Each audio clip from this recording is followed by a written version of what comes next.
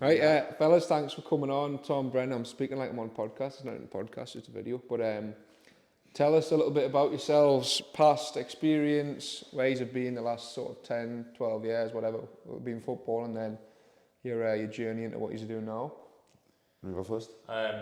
Yeah, so Sunderland when I was 8, there for 10 years, and then released when I was 18, right before COVID, so it was literally March 2020, which obviously COVID kicked off then, so it was a bit like, what's going on, what's going to happen, and then sort of like, time went by, you were just stuck in the house, and then ended up at Blythe to start with, there for a while, didn't get offered anything. Should have got something like I tried my best. Yeah. And then Morbiff, same sort of thing there, was there for like a few months, didn't get anything, played around, and then was at Whitley Bay, and then started to sort of just not enjoy it. And then ended up getting arthritis, so ankylosing spondylitis, which sounds confusing, but basically inflammation of your sacroiliac joint, a joint in the back of your pelvis, which was obviously affecting us in football. I was taking ibuprofen, naproxen, like there was like little bitty smarties, getting through games, and then had a couple operations. And after that, I was like, yeah, this is not working. Not worth it. No, not worth it at all. So then stopped playing, and I thought, well, to be fair as well, when I was at Sunderland, at times I probably enjoyed the gym more. So it was like I was spending more time in the gym anyway. So I was like, I might as well, turn that into a passion and go down the PT route. So, like I say, after I got released, it was go to college, get a PT course, and get a job. And it was Tesco at the time, which was a bit of a reality check. So it was like going from playing football every day to starting Chelsea, going to college, and I was desperate to work in the gym. And then went to uni, worked at a gym in Gosforth while I was at uni, and then that sort of didn't end well. And then Brendan picked us up. Pulled him. The man. Pulled. He's the Aye, man. and then literally since then, been with you a year, trains took off, high rocks, running, absolutely loving it. So that's how it sort of happened, worked out well eventually, but yeah. Days, mate. Where are you at now in terms of your your own training journey, your own goals? Where are you at? Well, there's loads. Obviously, Ultra next week, not so much a goal in terms of time, but that's just getting it done, see how far I can push myself. Obviously, last week was hard enough really towards the end. So it's like the thought of that next week being pretty much double is a bit like, it's going to be tough. Yeah. But after that, turn to a marathon really, try and go for a sub-3 marathon. And then if I can get a ticket in High Rocks. Fucking hell. We tried. If you can get tickets, push for that as well, see what happens with that. But I think, for me, running is the key thing now. I think I want to try and push a marathon, see how quick I can get that, and then High Rocks. It's always that sub-60, but you don't know what's going to happen with that next couple of years. But it's continuous, like you say. Ultras, I might see how this goes. Can't say I want to do another one, but we'll see. We'll see how it goes next week. I'll agree, mate. On that one. I'll do one live. Cheers. Yeah.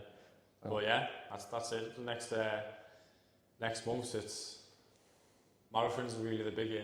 Sub-3, go for it. Easy days, mate. Easy work. And like I say, I think having stuff like that, it keeps you entertained really, training. Like I had a phase where I was like, when I was at uni, when I was just training, and I was playing golf, and I was thinking I was getting to the point where that was starting to become boring. Yeah.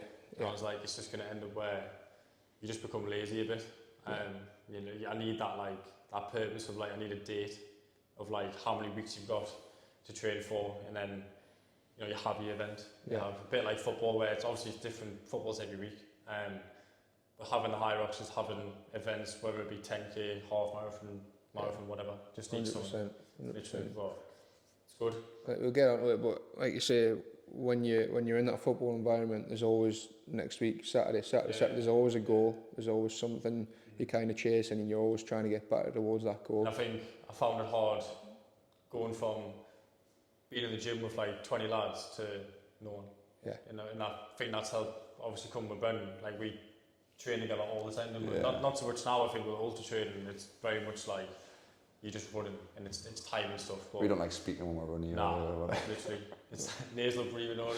Just didn't Trying to speak. keep the Just heart go rate on your down. own go. But Yeah. I think I found that hard as well. Like more so my old gym, it was just training on my own, and I would just generic strength train, maybe play golf twice a week, and I was just like, it's not long term. This is not Yeah, good. it's tough. I think when you're so used to having that football environment, having the team and the lads around you, to then going to train by yourself is hard work, and it's probably Don't get me wrong. Sometimes it's good, but I think you need a bit of both, and like especially with running as well.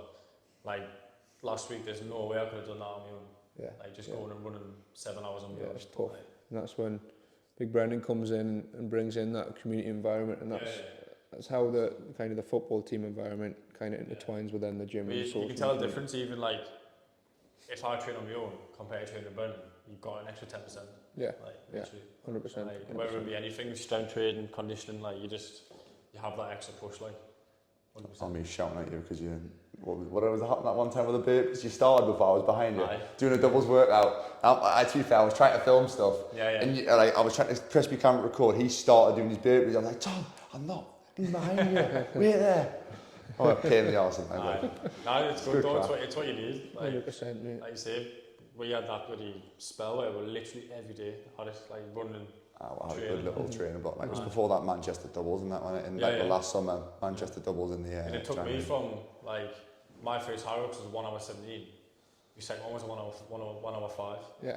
So it Crazy. was like When you got a 107 pro in Malaga? 107 pro. Bro, exactly. So the jump, like the progression from, like you say, that was just because that first one, all my training was on my own. So I think I had no reference to looking at how good he was, like on all the elements of high rocks, I was like Apart from running. miles off it. Yeah. You know Apart what I from mean? running. Apart from running. Ignore the running part. Station's fine, running. No, but like you say, with my pelvis, I stopped running as well for like 18 months. And I remember going for a run, like 10-minute jog, and I was thinking, Jesus Christ, like 5k in like half an hour, and I'm average heart rate, threshold. Yeah. And I was like, I'm miles off it, It's like anything you go through it in football, you go through it in life. It's them ups and downs that sort of build you. And I want to talk about it. Once Brendan spoke about his journey, is that process of getting kicked down, getting released, or whatever it is, and then finding some sort of passion and purpose and getting back on your feet is so important. But Brendan, what about you? Journey? My journey, bloody hell, you're going. Sorry, I'm a thing. So it's So, hard to like narrow it down, innit? Like, let's take it back. So I was a little bit later getting into football, to be fair. So I didn't really get into football till I was probably 10. Got stuck in goal once at a back at the boys club because we had a lass. It was at the age group where you had still had like women playing in your same teams. So it was a mix of lads and lasses. I remember she was away on holiday. I got stuck in goal because I was the tallest one there. I was alright at it, so I got put in net. And then literally 6 months later, I ended up kind of going to the academy, the Fountain, what was it called, the development centre at the time. Ended up signing for Newcastle when I was 10. Was there all the way up until 21. I always struggled with injuries a lot. That was the one thing I always struggled with. So it was like growth injuries, like severs. Have you ever had that in your heels? Ostrich slatters. I had like stress fractures in my back, which I remember, like I looked back at my old injury report before I left Newcastle, and I was in and out of training for 2 years when I was like 13, 14. Got all the way up, got my scholarship, went into my scholarship injured, so I had a torn meniscus, so my first 3 months of my scholarship I was injured. Had a pretty decent scholarship, ended up getting to the point where I got a pro contract at 18, which would have took me up to like 20 or 18, 19, took us up to 21. But my whole pro contract I was injured pretty much, so I had a ruptured patella. Well, I ended up finding out it was a ruptured patella, so I was out for 16 months with that. During that time, I was obviously in the gym a lot. Did my PT qualification, so there was a company that just got set up at the time called Fit Education. I'm not sure if it's still going now, but anyway, did my PT qualification while I was injured. And if I'm honest, I say this to everyone, I enjoyed being an athlete more than specifically being a footballer. Like, I think if I was good at rugby, I would have played rugby. If I was good at cricket, I just love the process of being an athlete, getting up in the morning. Like, I would get up, go to the gym before anybody was in for breakfast. I actually got banned from doing that at one point. They stopped us from doing that. So I'd get up, train in the morning, have my breakfast, and then obviously you do your rehab stuff, your mobility. I was always someone who did the extra, like I just enjoyed that whole process of things. So like I said, I was injured for a while, spent a lot of time in the gym, was researching my own things on like my injuries and obviously strength and conditioning. Used to watch a lot of YouTube, so like I don't know, you're a bit younger than me, aren't you? So my original YouTubers were like Mike Rashid, if you know Mike Rashid, CT Fletcher. This is making me sound old now. Steve Cook, you might know Steve Cook. He's like probably recognise somebody watching this video will know who Steve Cook is anyway. Yeah. Jeff Side, it was a lot of like the original YouTube people, Matt August, a lot of them people. Used to spend a lot of time watching. Like I remember when we were even doing college, I used to get the piss tip when I was at football, obviously, as you do for anything different. Busy. But busy bastard. And I used to watch these fitness YouTube videos anyway during college time and that. Obviously, if you got your college work done, you have a bit of time at the end. So yeah, I spent a lot of time kind of just developing this passion for fitness. And then came to the end of my pro contract. I was like I said, I was injured for most of my contract, so got let go at that point, and then kind of trialed a few places. I was at a trial at a decent team in Scotland. On my trial, I got injured again. Ended up playing, like I was going to sign for Spennymoor, ended up didn't sign for Spennymoor, I signed for South Shields. Things just didn't really go to plan. Like at that point, I kind of wasn't really enjoying football purely, probably down to the fact that I still had these long-lasting niggles that just meant I just couldn't kind of mentally focus on the game, because I was constantly thinking, right, every time I plant my left foot to kick a ball, it was hurting. Yeah. And the love for the game slowly kind of faded away. While in the meantime, I was kind of starting to almost this path in the fitness career. So I already had my PT qualification at the time. I moved back in with my parents when I left Newcastle and started training my mates. So I had my best mate Joe, so I started training him for £10 an hour, 3 times a week, 30 quid in the bank every week. But just to train him, just to try and get fit. There's so many funny stories that I tell about him, but like he was single at the time, and I remember he was getting buzzing because he got that first bicep day, and he reckons that's the reason he pulled loads of women. Sorry if ever his wife now ends up watching this one, but never mind. That's why I trained Joe in the first place. Train him, train a few people on my estate, and then after South Shields, ended up leaving. Had issues with contracts. I was meant to sign for Carlisle and things fell through, so I had no team for a few months. Again, just started PTing people at my garage.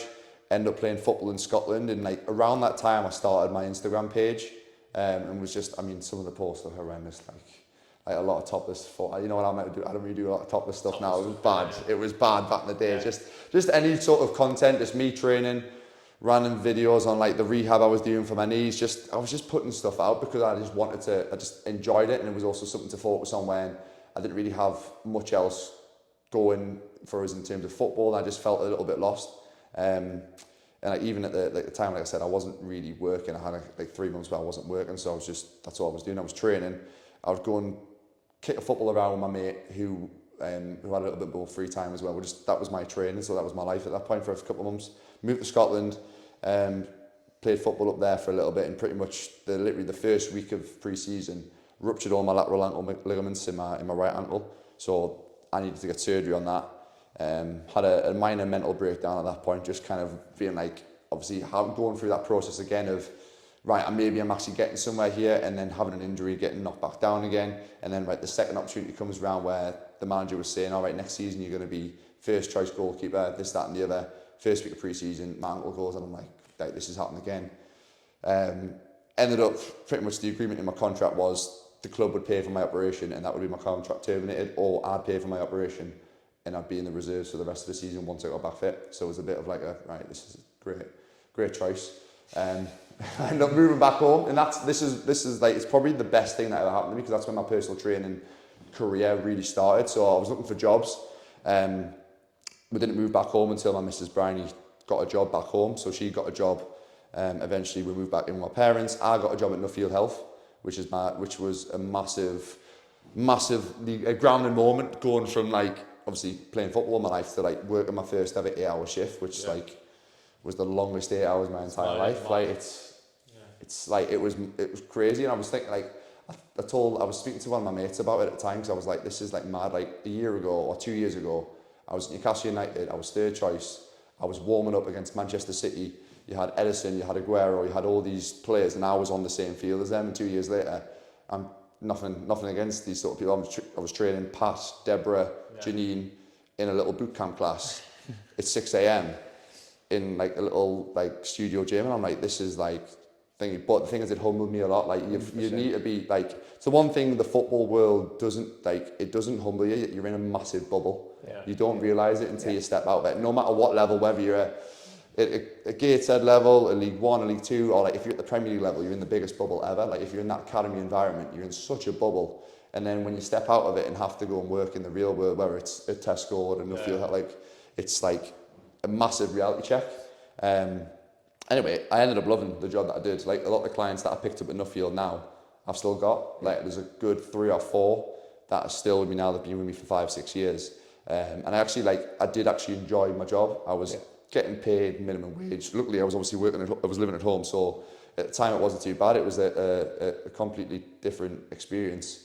Then anyway, obviously COVID hit. During COVID, that's when I really started. I was like, right, I've got an opportunity here to like really start, like, because we were getting furlough pay. I was living at home.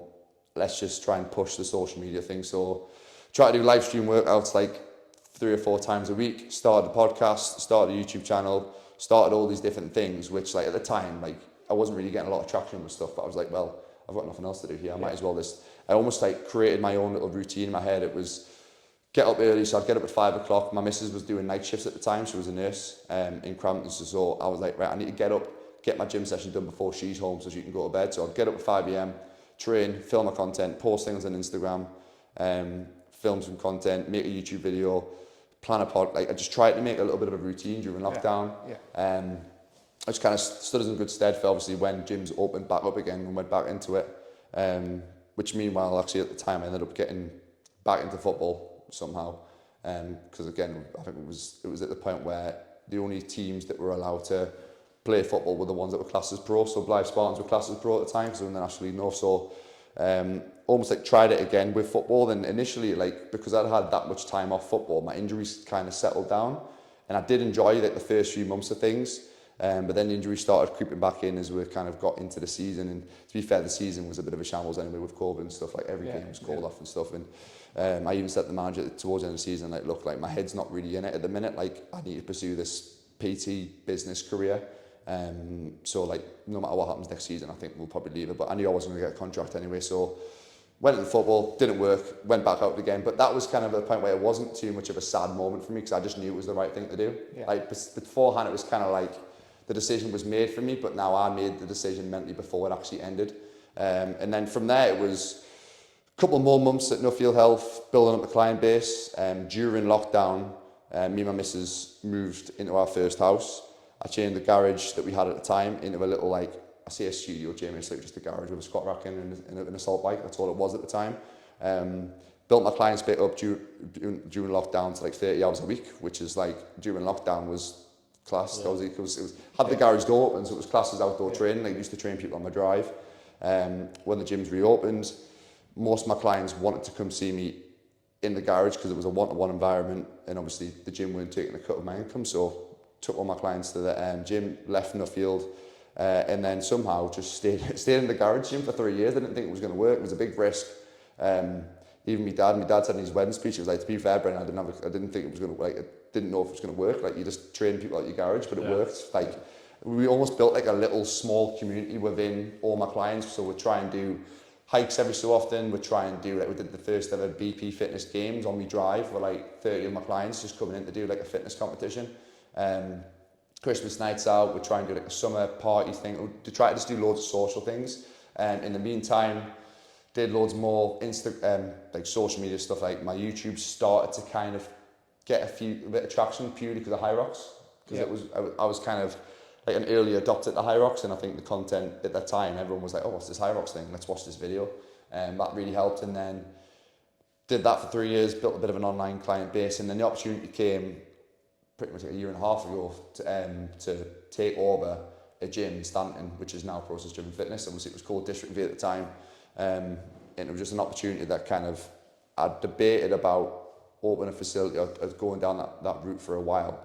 And the opportunity came, and it was weird because I literally spoke to Bryony a couple of weeks before and saying, like, look, I need to like do something this year, and if there's an opportunity that comes up, I just need to say like screw it, just go for it. Like, I was 26 at the time, I was like, I can do what I'm doing now and make a decent living for the rest of my life. I can always come back. I can come back to it when I'm 50, like training people in my garage and doing online stuff. So I was like, the opportunity was there, just took it. And then it was like, it probably took me about 8 months to actually think that that was the right decision to do. There was so many things that I'd even like think about that would be issues, and so many problems that I fell into. I ended up pretty much coaching the gym on my own for 3 months, waiting for him to finish uni, which nearly absolutely killed me.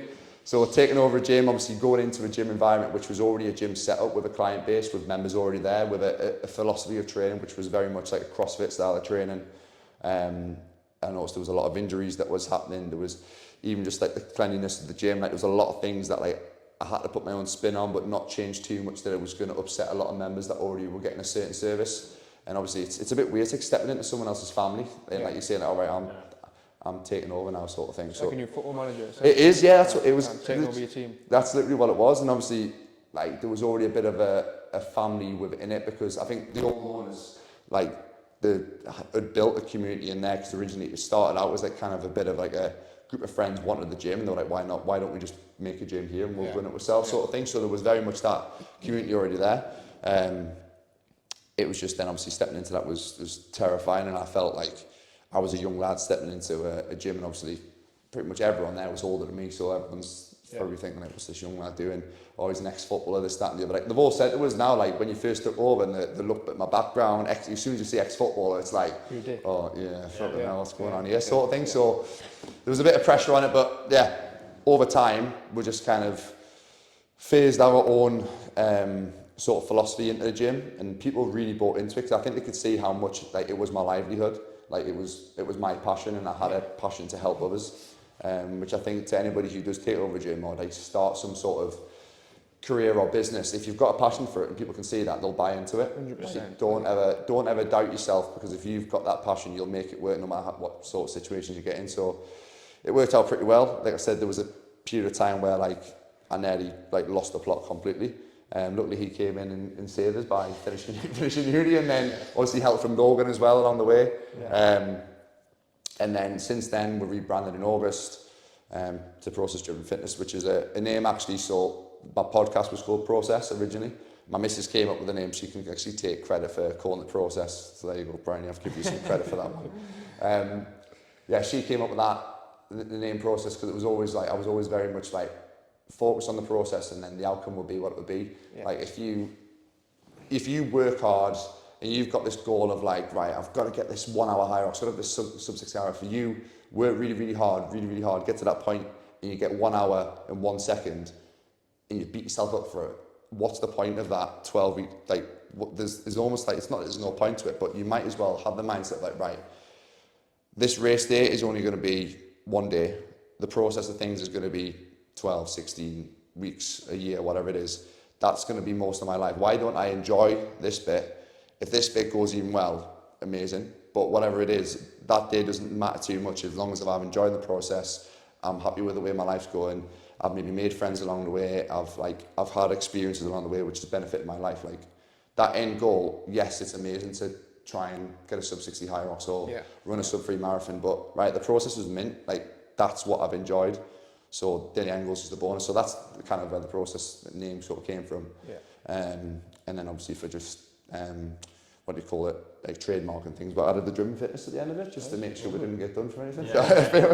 Bit of creativity. To be fair, actually, a shout out to one of my clients, Holly, because she did a bit of what do you call it, chat GBT, and give us a few potential other options as well, so she can have a bit of credit for the full name of Process Driven Fitness as well. But yeah, rebranded, and since then it's just been building the community, trying to organise more events, going to different countries to do high roxes, going to Glasgow, going to Malaga, well, we'll try to do Dublin, but I didn't go to plan. We tried.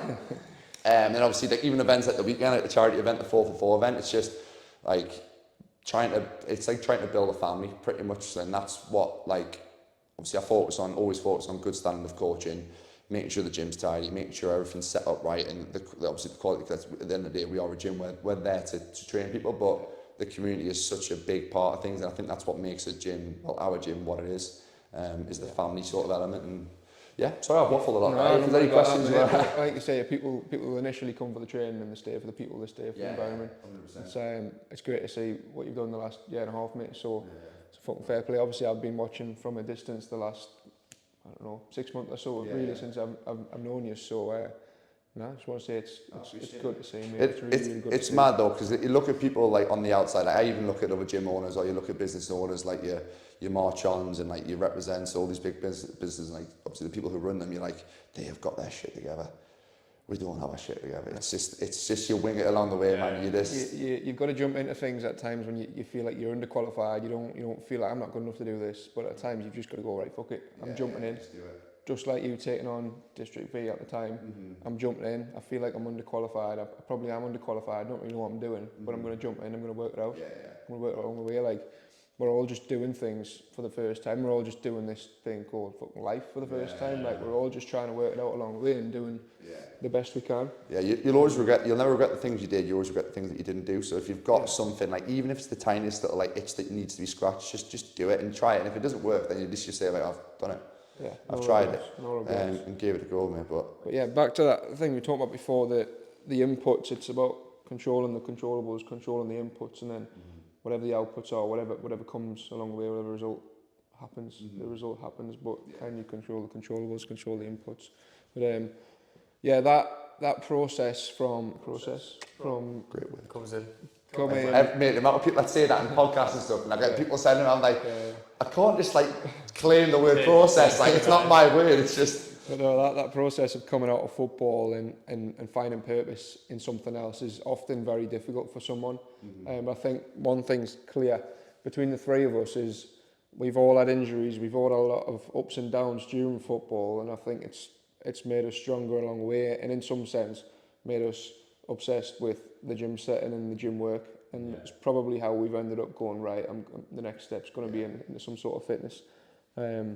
I think there's a natural sort. You see a lot of footballers who go into like PT and stuff like that, but I feel like one of the reasons I got Tom is because there's always like within a football team, there's always the one or two people who do that bit extra, who are disciplined. They're like, like they'll do the extra gym sessions, they'll stay and do the form roll and the recovery stuff. And like, I know Tom was one of them lads, and like when I look at someone who's like that, I'm like, you're disciplined. Like even if they're not the perfect coach, not to say you're not sure, but like even if they're not the perfect coach exactly for PT, like they'll work at it because they're disciplined, and you've seen that in other things. Like they might not have been the best football player, but they worked hard. Like that can apply to this career. So if you're someone who was always that person, again, it doesn't just have to be within PT, it could be in a different career. But like if you're someone who was disciplined and always turned up on time, did the right stuff, even stupid things like clean the boots after sessions and stuff like that, silly things like that, like who have got that discipline.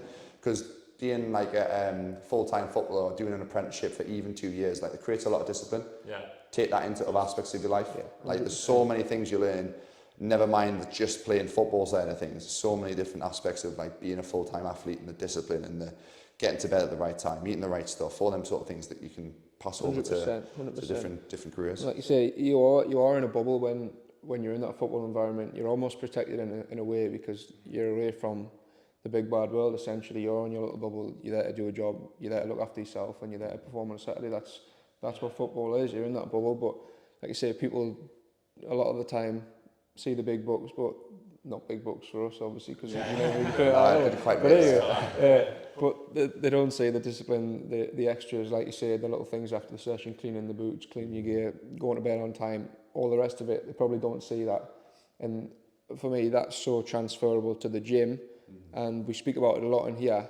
That's then transferable to your outside life. Like I say to people in here all the time, I've heard you talk about before, like it's on the board at the minute actually, but about the little things, cheating your reps, cheating here and you'll cheat in life. So then the skills you build in here, the fundamentals you build in here, whether it be hard work, discipline, doing things when you don't want to do it, they're so transferable to other aspects of your life. And I think that's so important for lads coming out of football. I know we're talking about coming out of football, to take the lessons they've learned in a football environment and transfer it into your life and whatever you're going to do next.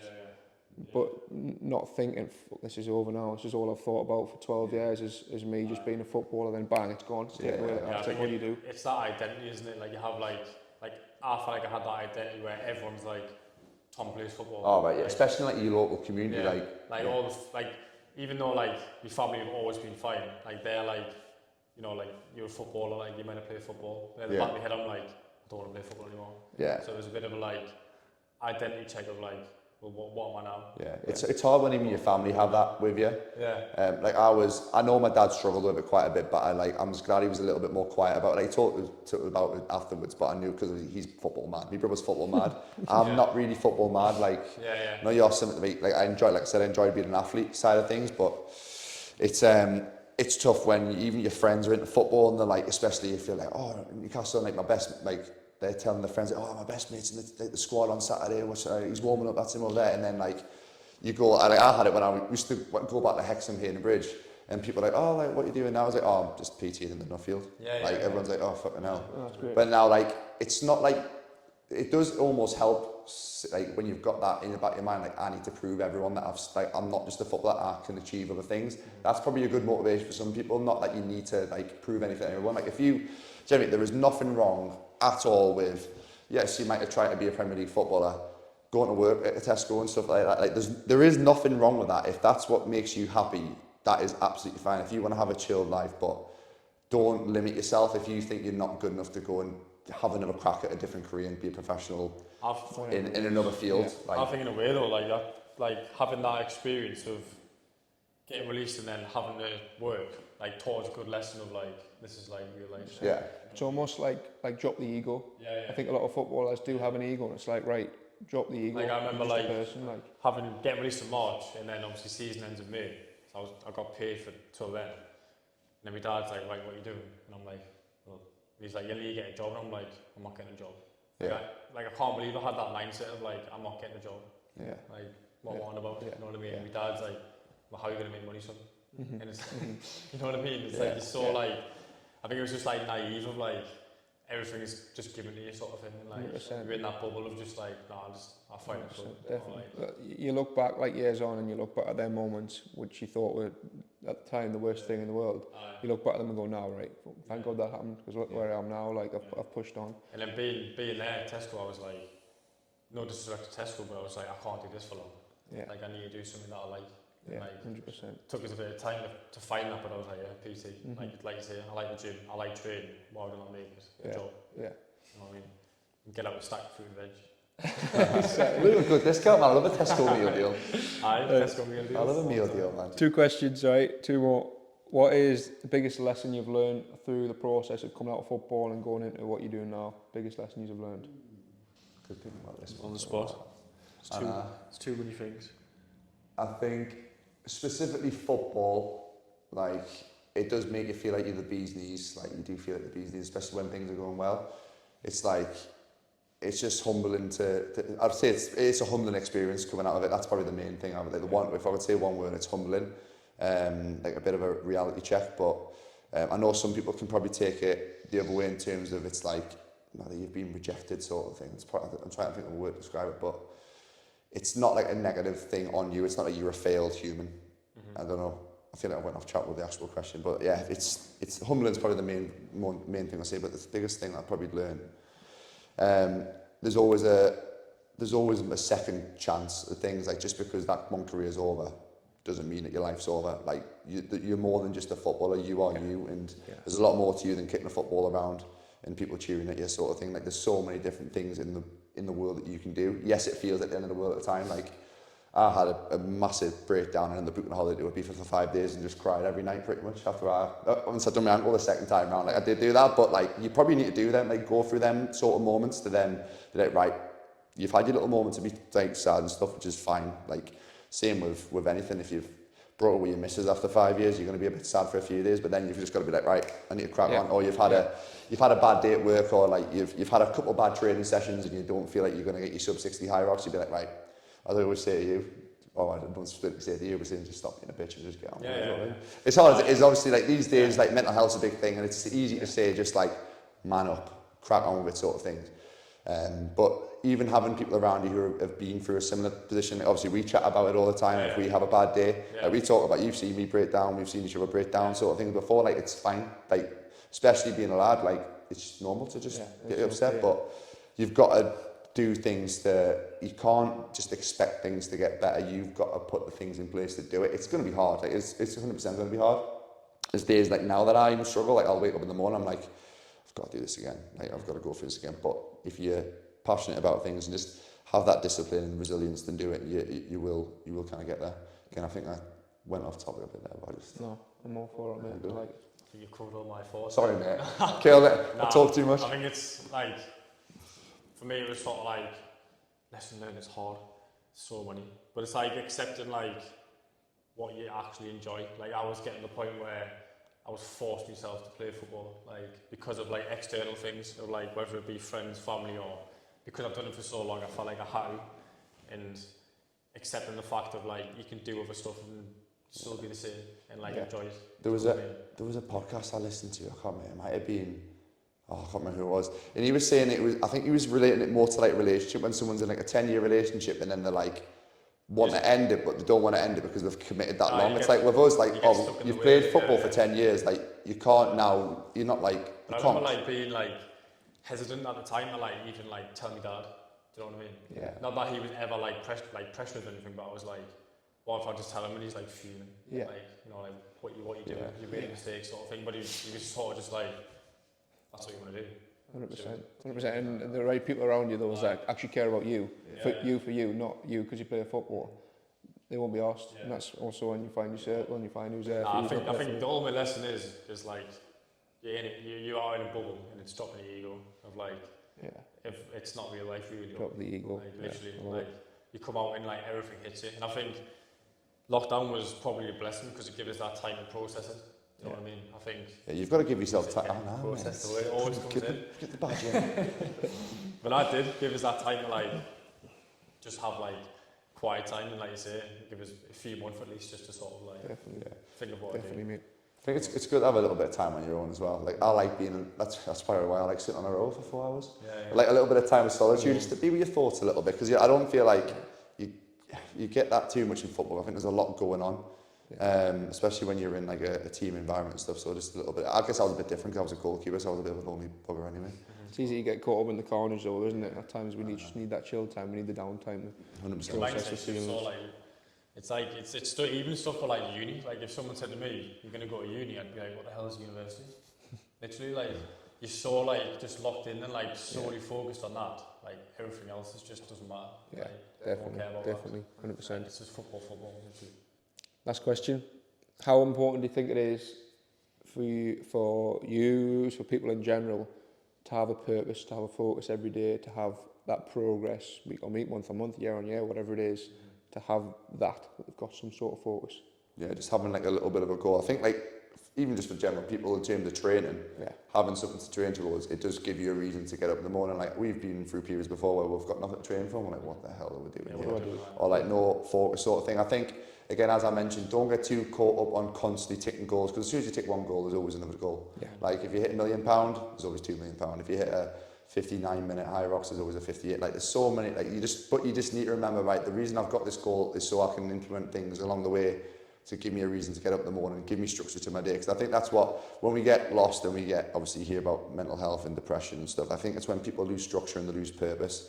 And you've got to, obviously the hard part is the only thing that you've got to do is be disciplined. That's the hard part. When people lose the discipline, that's when structure goes. And I have it when like you have, obviously if you're a self-employed PT, if anybody does start up their own personal training business, there'll be periods where you're really not busy at all. And it's hard to get up and keep going because you don't necessarily have a routine. Whereas when you're really busy and you've got 8 to 10 clients a day, you've got that structure in place and like you don't really think about anything else but just keep them going, and you've got the little 2 hour block to train and then you're back into it sort of thing. And once that structure's in place, that just keeps you going. Yeah. But it's a tough old journey, like. Yeah, it's similar. Like, I think whether you train for high rocks, marathon, or someone's got a wedding, literally, I think having some sort of like event or just reason, whether it be just to like just improve your mental health, literally, just to get out and train, like it's massive for me. And I think difficult thing as well though is you go on the other side of like nothing's good enough, like sort of like half marathon. Like last year, great marathon, the goal was 90 minutes, 1:25. I think I had about 5 minutes of happiness and say right quicker.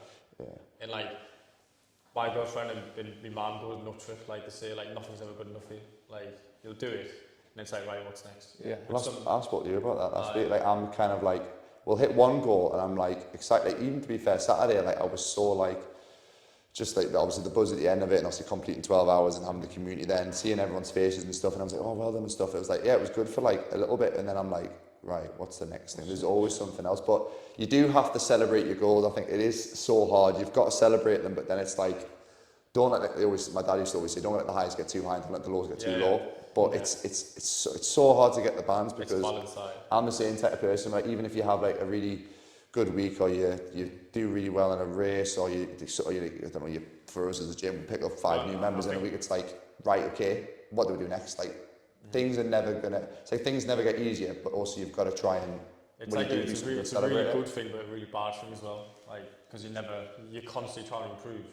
But I think it comes from like that academy upbringing of like coaches being like that way, pushing you on, wanting to push you, and like, which is a good thing. But then I think it does install that like ultimate discipline of like nothing's good enough. Yeah, but it is trying to look back on things and think like I've done that, like, which I thought I could never do. Yeah, like, definitely, you know what I mean? definitely. It's so hard to strike the balance between like the forward thinking and wanting more, and then just being present, enjoying what I've accomplished, enjoying where we are now. It's so difficult when you're a high achiever, you want to push on, you want more. So like you say, we'll do stuff, then we're like straight away talking about the next thing. Yeah, I know. Like what we can now. So just enjoy it. I know. Sometimes it's fine just to be like, obviously we always want to strive for more in a sense, but it's also happy just to have a little period where you've got to a certain level and you're just like, right, let's just get settled at this level. You don't have to keep on going up because you can burn yourself out. You can keep doing that and then you just come straight back down because you burn yourself out. Yeah. And then even some people, like in business, like some people might be happy when they get the business to a certain level and they're like, you know what, I make enough money, I've got enough free time, I can spend time with my family, I can do the hobbies and stuff that I want. This is good, like I'm really happy with where I'm at.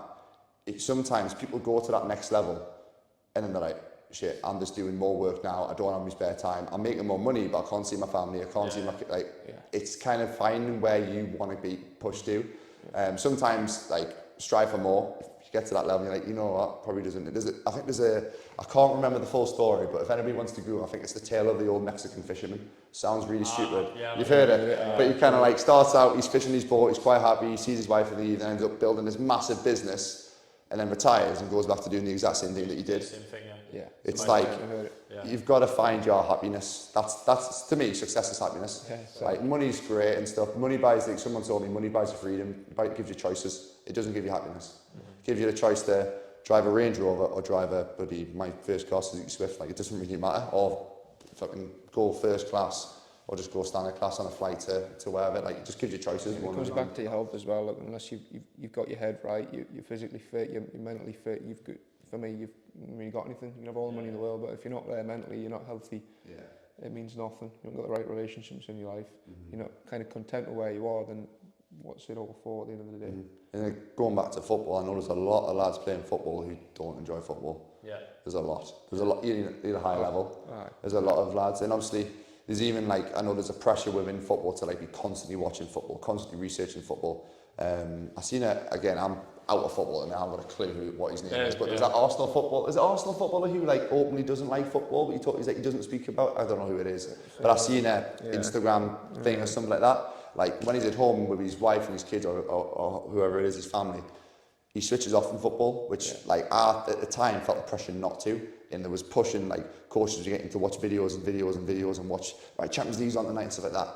Like at the end of the day, it is a job, and obviously there will be times where you don't enjoy it and you do enjoy it. But if you're in football and you're kind of feeling a bit bombarded with it and stuff, like sometimes it's fine to have a bit of switch off time. Like don't feel that pressure.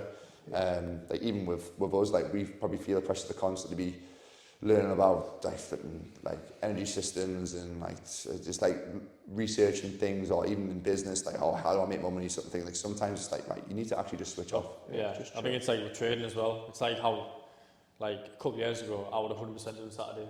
Yeah, but I think you've got to be smart. Like you've got to be smart because of like long term, like it keeps you like energy for hours. Yeah, 100%. Whereas if you like just kill yourself, it's like football. Like you just set the pace. Definitely. Like, and then down. It's just downhill, literally. Definitely. You've got to be smart.